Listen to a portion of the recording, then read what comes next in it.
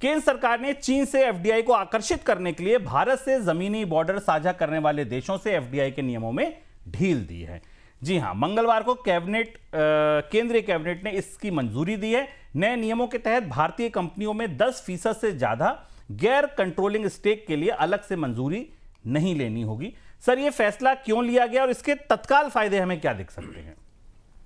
शुभम, विदेशी निवेश की दृष्टि से भारत का सबसे बड़ा यू टर्न है, सबसे बड़ा बदलाव है। इसे समझना जरूरी। युद्ध के बीच, अमेरिका से ट्रेड डील के बीच भारत ने अपनी सबसे बड़ी हिचक तोड़ दी है। गलवान के बाद, गलवान में जो भारत और चीन के बीच सेनाओं के बीच छोटा मोटा संघर्ष हुआ था, उसके बाद भारत ने जो बॉर्डर कंट्रीज हैं उसमें खासतौर पर चीन है, बाकी देश भी सीमाएं जुड़ी हैं, लेकिन वहां से किसी विदेशी निवेश आने की कोई गुंजाइश नहीं है, नेपाल, पाकिस्तान या बांग्लादेश से। तो मुख्य रूप से ये पूरा प्रेस नोट 3 का अमेंडमेंट चीन पर केंद्रित है और उसके लिए अब भारत ने अपने यहाँ निवेश के रास्ते खोल दिए हैं, विदेशी निवेश के रास्ते खोल दिए हैं।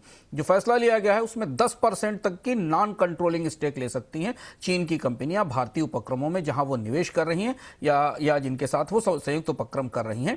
इसमें कुछ स्पेसिफाइड मैन्युफैक्चरिंग इन्वेस्टमेंट है। सरकार ने 60 दिन की टाइमलाइन अप्रूवल का ढांचा तय किया, जिसमें 60 दिन के अंदर इसकी मंजूरी मिल जाएगी। सबसे महत्वपूर्ण बात यह है कि इसका तुरंत फायदा भारत के स्टार्टअप्स में और चीन के कैपिटल में आने पर मिलेगा। हम इस पर पहले भी चर्चा करते रहे कि भारत और चीन का जो व्यापार है वो रिकॉर्ड $100 बिलियन से ऊपर है, लेकिन भारत के विदेशी निवेश में चीन की हिस्सेदारी 1% से भी कम है। सरकार ने लंबी जद्दोजहद के बाद पिछले करीब 2 साल से, अगर देखें 2 साल नहीं तो अगर माने 15-16 महीनों से लगातार सरकार के भीतर अलग अलग स्तर पर यह बातचीत चल रही थी कि चीन से विदेशी निवेश की इजाजत दी जाए। क्यों दी गई? क्योंकि अमेरिका से डील में भारत का निवेश अमेरिका जाएगा। अमेरिका ने किसी नए निवेश का कमिटमेंट भारत में नहीं किया है और इसलिए भारत को विदेशी पूंजी के लिए चीन पर निर्भर होना पड़ेगा। तो तात्कालिक तौर पर तुरंत फायदा अगर हमें दिखेगा तो दिखाई देगा स्टार्टअप में निवेश में। इसके अलावा भारत में जो काम कर रही कंपनियां जो ट्रेडिंग के तौर पर काम कर रही हैं, चाहे वो कंस्ट्रक्शन सेक्टर में हो या वो हैवी इंडस्ट्री में हो, वहां नया निवेश आएगा। और इस बात पर अब निगाह रहेगी कि चीन की कंपनियों को, कि कौन सी चीन की बड़ी कंपनियां भारत में निवेश करने के लिए आती हैं। और ये एक बड़ा शिफ्ट है जो हमें आने वाले दिनों में भारत में पूंजी निवेश का जो स्ट्रक्चर है उसे बदलने में, देखने में मदद करेगा। वैसे भी भारत में विदेशी निवेश पिछले 2 साल से काफी कमजोर है, गिरा हुआ है कई सारे कारणों से। तो इसलिए ये एक महत्वपूर्ण शिफ्ट है भारत की विदेशी निवेश नीति में। अगली खबर, ईरान अमेरिका युद्ध की वजह से भारत का एविएशन सेक्टर बुरी तरह प्रभावित होने की आशंका है। बीते 24 घंटे की जो सबसे बड़ी खबर है वो ये है कि एयर इंडिया ने सरचार्ज बढ़ाने की घोषणा की है, ऐलान किया है। कई चरणों में ये सरचार्ज बढ़ाया जाएगा। अनुमान ये भी आने लगे हैं कि घरेलू और विदेशी उड़ानों पर हर हफ्ते 80,000 करोड़ रुपए से ज्यादा की मार पड़ सकती है। एयर स्पेस बंद होने की वजह से उड़ानों की ऑपरेशन लागत 30% तक बढ़ोतरी की आशंका है। साथ में महंगा एविएशन फ्यूल लागत को और ज्यादा बढ़ा रहा है। सर, ये जो सरचार्ज बढ़ाया गया है एयर इंडिया की तरफ से, और जब एयर इंडिया ने बढ़ाया है तो बाकी एयरलाइंस भी देर सवेर बढ़ाएंगी, आपको लगता है इस नुकसान की भरपाई इस सरचार्ज से हो पाएगी या अभी थोड़ा बोझ और पड़ेगा?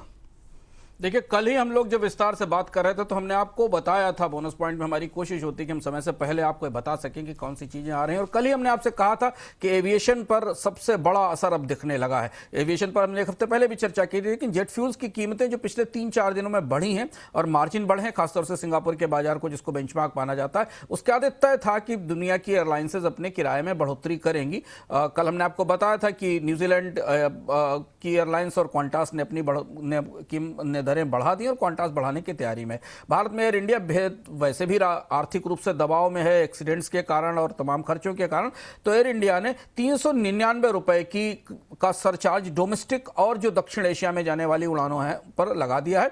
यह सरचार्ज कल 12 तारीख से लागू हो जाएगा, यानी अगर आप टिकट बुक करा रहे हैं तो 399 रुपए का तो फ्यूल सरचार्ज आपका वैसे भी टिकट पर आ गया है। इसके अलावा इंटरनेशनल रूट्स के ऊपर हाइक धीमे धीमे क्रमशः लागू होंगी। पश्चिम एशिया पर करीब $10 की फ्यूल सरचार्ज है। साउथ ईस्ट एशिया पर $60 के आसपास का है, अफ्रीका पर $90 का है और नॉर्थ अमेरिका पर $200 का फ्यूल सरचार्ज है।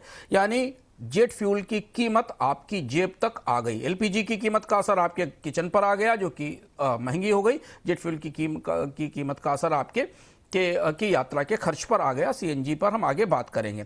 भारतीय एयरलाइंसेस की दोहरी मुसीबत है। भारतीय एयरलाइंसेस के लिए एक तो जेट फ्यूल की कीमत बढ़ी जो पूरी दुनिया में बढ़ी है, इसके अलावा जो उनको रूट डाइवर्ट करने पड़ रहे हैं और 2 डाइवर्जेंस भारतीय एयरलाइंस चल रही हैं। एक तो पाकिस्तान का एयर स्पेस बंद है, तो भारतीय एयरलाइंसेस को पाकिस्तान का स्पेस छोड़ना पड़ता है, जो कि एक लंबा रूट है। और इसके बाद अभी ईरान, इराक का और जो ऊपर का हिस्सा है, पश्चिम एशिया के ऊपरी का हिस्सा जहां पर जंग चल रही है, वो एयर स्पेस भी बंद है। तो भारतीय एयरलाइंसेस को और ज्यादा दक्षिण की तरफ से, नीचे की तरफ से जाना पड़ता है। और इसलिए एयर इंडिया को करीब करीब पाकिस्तान वाले बयान से ही 4,000 करोड़ रुपए के आसपास का एक्स्ट्रा फ्यूल और क्रू एक्सपेंस देना पड़ा था, जो आंकड़ों में बताया था। और अब ये दोहरी मुसीबत है, दोहरी बल्कि कहें कि आप तिहरी मुसीबत है एयरलाइंस कंपनियों के लिए। इंडिगो ने अभी अपने सरचार्ज में बढ़ोतरी, फ्यूल सरचार्ज में बढ़ोतरी नहीं की है, लेकिन माना जा रहा है कि अगले 1-2 दिनों में ये फ्यूल सरचार्ज इंडिगो के स्तर पर भी बढ़कर सामने आएगा और बाकी एयरलाइंस भी इसे फॉलो करेंगी।